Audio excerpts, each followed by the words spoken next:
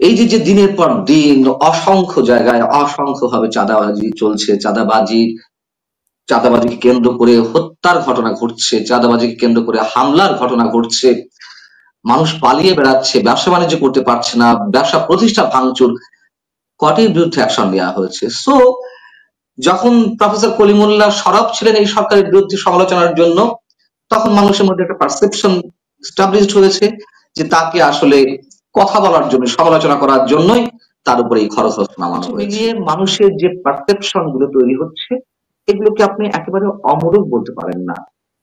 কিছু রয়েছে গুজব, মিস ইনফরমেশন, ডিসইনফরমেশন, অনেক কিছু রয়েছে, কিন্তু সত্যতাও যে একেবারে নেই এর সঙ্গে তা তো নয়। যখন যে দাবি জানানো হবে, মব ক্রিয়েট করার মধ্য দিয়ে সেগুলো করা হবে, সেগুলো বাস্তবায়ন হবে, এগুলো সংস্কার। দুর্নীতির যে অভিযোগগুলো উঠছে সেদিকে তাকানো যাবে না, এগুলো একটা সংস্কার। এখন বিভিন্ন জায়গা থেকে তো বলা হচ্ছে যে এই সরকার বোবা কালা, এটা একটা সংস্কার। সরকার কথা বলে না, শোনে না। আবার তো কেউ কেউ বলছেন যে এই সরকার নিষ্পাপ, নিরপরাধ, শিশুর মতন, এটাও একটা সংস্কার। সরকারের পক্ষ থেকে থ্রেট সরাসরি কাউকে করা হচ্ছে না, এটা যেমন সত্য কথা, তারপরেও মানুষ অদৃশ্য একটা থ্রেটের মুখে আছে, এবং এটাই হয়, এটাই হয়ে থাকে। এমন একটা ভয়ের সংস্কৃতি, এমন একটা ভয়ের আবহ সংশ্লিষ্ট সরকারগুলো তৈরি করে রাখে যাতে মানুষ সেলফ সেন্সরশিপের মধ্যে যেতে বাধ্য হয়, মানুষ একটা অজানা আতঙ্ক কিংবা আশঙ্কার মধ্যে থাকে। কেমন যদি সেই ভয়ের সংস্কৃতিটার কথা বলেন, সচিবালয়ে 5 আগস্টের আগে পরে নিহতের পরিসংখ্যান নিয়ে প্রশ্ন তোলা হলো সংস্কৃতি উপদেষ্টা মোস্তফা সরোয়ার ফারুকীর সামনে। আমরা দেখলাম তার পরপরই 3 সাংবাদিক চাকরি নেই। কেমন থাকলো না? আচ্ছা, সরকারের পক্ষ থেকে বলা হলো যে আমরা তো ফোন করে বলিনি কাউকে যে অমুকের চাকরি, অমুককে স্যাক করা হোক, বলেনি। কিন্তু মোস্তফা সরোয়ার ফারুকীর যে বডি ল্যাঙ্গুয়েজ ছিল, যে আক্রমণাত্মক প্রত্যুত্তর ছিল, সেখানে তো সংশ্লিষ্ট টেলিভিশন, সংশ্লিষ্ট স্টেশন ধরে নিয়েছে যে তাদের উপর যে কোনো সময় চাপ আসবে। এবং দেখুন, তারা নিজ থেকে তাদেরকে ছাঁটাই করলো। আচ্ছা, এর আগে সময় টেলিভিশনে ফোন দিয়ে আমরা শুনেছি, ফোন দিয়ে একটা নিউজ আপ করেছিল বা কলে যাচ্ছিল, সেটি কেন গেল, সময় টেলিভিশনে কারো কারো চাকরি তখনই চলে গেল। আমি কিন্তু শুনেছি, আমি এক্স্যাক্টলি তথ্য প্রমাণ দিয়ে বলতে পারবো, বাট আমি শুনেছি। প্রয়োজনের নাম বল জানতে চান, আমি নাও বলতে পারি যে তাদের ওখানে ফোন গিয়েছিল। এরকম আরো অনেক উদাহরণ রয়েছে, আরো অনেক উদাহরণ রয়েছে। জনগণকে ভবন দখল করে নেওয়া হলো, সরকারের বিরুদ্ধে, মানে সরকারের পক্ষ থেকে কোনো ধরনের অ্যাকশন আছে? যারা দখল করেছে একটা ব্যক্তিগত প্রতিষ্ঠান, প্রত্যেক হাউসের একটা নীতিমালা আছে, সাম্প্রতিক নীতিমালা। জনগণের বিরুদ্ধে বা এই ধরনের কোনো হাউসের বিরুদ্ধে কোনো ধরনের অভিযোগ থাকলে তার বিরুদ্ধে প্রেস কাউন্সিলে যেতে পারে, অনেক ধরনের আইনি প্রতিকার আছে। দখল তো করে নেওয়া হলো, তাহলে এখন অন্য কোনো প্রতিষ্ঠান, সেটি প্রিন্ট মিডিয়া হোক কিংবা ইলেকট্রনিক মিডিয়া হোক, তারা তো চোখের সামনে এক্সাম্পল দেখছে। তো তখন তারা কি করবে? ধরুন ডক্টর কলিমুল্লাহ সাহেবকে যখন আটক করা হলো, তার বিরুদ্ধে স্পেসিফিক্যালি মামলা আছে, সত্য কথা, কিন্তু মানুষ মেলাচ্ছে যে 2020 সালের অভিযোগে দায়েরকৃত একটি অভিযোগ, সেই অভিযোগের ভিত্তিতে এত বছর পর এসে, তাও এই সরকার আসার 10 মাস পরে কেন মামলা হবে? 1 বছর আচ্ছা, পরে, মানুষ সরি 10 মাস পরে মামলা হয়েছে দিনে। আচ্ছা, মামলা যদি হয়, এর ক্ষেত্রে তো বর্তমান সময়ে আরো অনেকের বিরুদ্ধে দুর্নীতির ভয়ঙ্কর সব অভিযোগ আছে, সেটা কিংস পার্টি এনসিপি হোক কিংবা সরকারের কোনো কোনো উপদেষ্টা হোক, উপদেষ্টাদের এপিএস হোক বা সংশ্লিষ্ট আরো কর্মকর্তার বিরুদ্ধে হোক, হচ্ছে তো দুর্নীতির অভিযোগ তো আমরা শুনছি। বিএনপি না, স্বয়ং বিএনপি নামে আছে, তারপরে ইয়ের হ্যাঁ, চাঁদাবাজি করছে কজনের বিরুদ্ধে, তারা কোথায়? এই যে দিনের পর দিন অসংখ্য জায়গায় অসংখ্যভাবে চাঁদাবাজি চলছে, চাঁদাবাজিকে কেন্দ্র করে হত্যার ঘটনা ঘটছে, চাঁদাবাজিকে কেন্দ্র করে হামলার ঘটনা ঘটছে, মানুষ পালিয়ে বেড়াচ্ছে, ব্যবসা বাণিজ্য করতে পারছে না, ব্যবসা প্রতিষ্ঠা ভাঙচুর, কটির বিরুদ্ধে অ্যাকশন নেওয়া হয়েছে। সো যখন প্রফেসর কলিমুল্লাহ সরব ছিলেন এই সরকারের বিরুদ্ধে সমালোচনার জন্য, তখন মানুষের মধ্যে একটা পারসেপশন স্টাবলিশড হয়েছে যে তাকে আসলে কথা বলার জন্য, সমালোচনা করার জন্যই তার উপরে এই খরচ নামানো হয়েছে। এটা তো মানুষ মিলাবেই। এবং এরপরের লিস্টে আমি জানি না কেন মাসুদ কামালের নাম আসবে, কেন আপনার নাম আসবে। অনেক ক্ষেত্রে শোনা যাচ্ছে যে আমাদের নামও লিস্ট হচ্ছে, ফাইল হচ্ছে। এই নামগুলো কেন আসবে? মানে তাহলে কি এখানে আমরা কি প্রমাণ করছি? হাসিনার আমলে তো আমরা টকশো করেছি, হাসিনার আমলেতেও মাসুদ কামাল ভাই কথা বলেছে। তো এখন কেন এই প্রশ্নগুলো আসছে? শেখ হাসিনার বিরুদ্ধে তো আমরাও কথা বলেছি, মানে আমরা মোটামুটি মুসলিম কিছু মানুষ কথা বলেছি। ওই যে রক্তচক্ষু ছিল আওয়ামী লীগের শেষ পিরিয়ডে, সারা বছর ছিল কম বেশি, ফটো সাংবাদিক কাজলকে গায়েব করা হলো, গুম করা হলো, এরকম বা সাংবাদিক প্রবীর শিকদার তার উপর আক্রমণ করা হলো, তার নামে আইসিটি একটা মামলা দেওয়া হলো, সাইবার সিকিউরিটি অ্যাক্ট তখন বোধহয় ছিল কিনা। তো এই যে ভয়ের সংস্কৃতি তৈরি করা হয়েছে এবং আমরা তারপরেও কথা বলেছি, তখন আমাদেরকে বানিয়ে দেওয়া হলো বিএনপি জামাতের দালাল। আর এখন আবার কথা বলছি, আমাদেরকে বানিয়ে দেওয়া হচ্ছে ফ্যাসিবাদের দোসর, সুরাচারের দোসর, রয়ের এজেন্ট ইত্যাদি ইত্যাদি।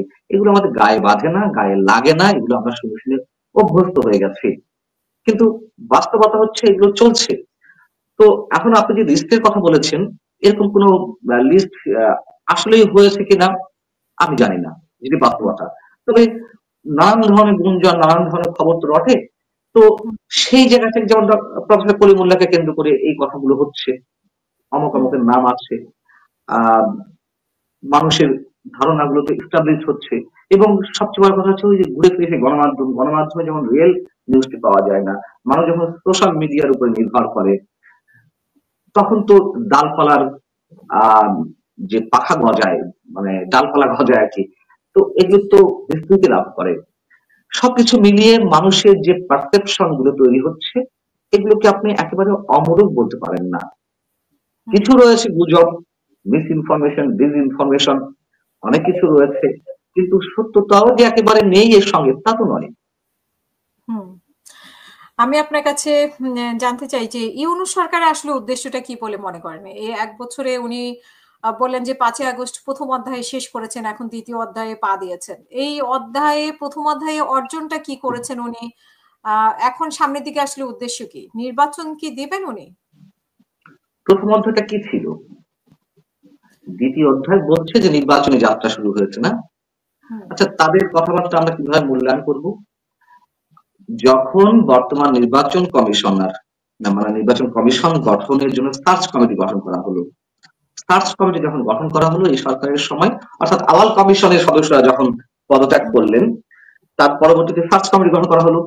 সার্চ কমিটি গঠন করেই আমাদের মহামান্য আইন উপদেষ্টা ডক্টর আসিফ নজরুল কি বলেছিলেন, এই তো আমরা নির্বাচনী ট্রেনে যাত্রা শুরু করেছি। তাহলে ওটা কোন পর্ব ছিল? নির্বাচনী ট্রেনে যদি যাত্রা করে থাকে ওটা কোন পর্ব? তাহলে তো মানে এটা কোন পর্ব উঠবো? মানে এই যে এখন বিচার, তারপরে জুলাই সনদ, ঘোষণাপত্র, আমি তো এটাই বলছি, সমস্যা বিচার সংস্কার তো হয়নি, হয়েছে আলোচনা হয়েছে, প্রস্তাব উঠছে, সংস্কার তো হয়নি। তবে প্রকারান্তরে যেসব সোকল সংস্কার সেগুলো ডক্টর মোহাম্মদ ইউনূস করতেই আছেন, নানান ধরনের সংস্কার, সোকল সংস্কার, সেগুলো করতে আর তাদের মানে মতামতের প্রয়োজন হয় না। এখন বিষয় হচ্ছে যে বিচার প্রক্রিয়া শুরু হয়েছে, আওয়ামী লীগের যারা অভিযুক্ত বা গত সরকারের যারা অভিযুক্ত, বিচার তো হয়নি। এবং এর আগে যে বলা হচ্ছে যে বিচার একটা দৃশ্যমান বিচার শেষ করে বা মৌলিক সংস্কার কিছু করে তারপর নির্বাচন, প্রধান উপদেষ্টা কিন্তু গত লাস্ট জাতির উদ্দেশ্যে যে স্পিচটা, সেখানে কিন্তু এসব সংস্কারের কথাবার্তা কিছুই উল্লেখ করেননি।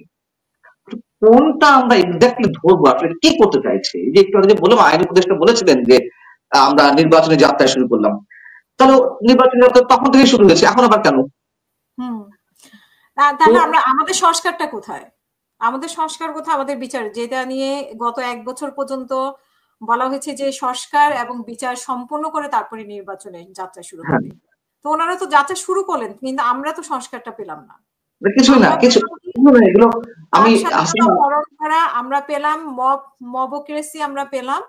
তো আমরা কি এগুলো কি সংস্কার ধরে নিব, যে মবক্রেসিটা কি আসলে সংস্কার ধরে নিব? এখন মবকে আপনি মব বলবেন না, মব বলে কিন্তু খবর আছে।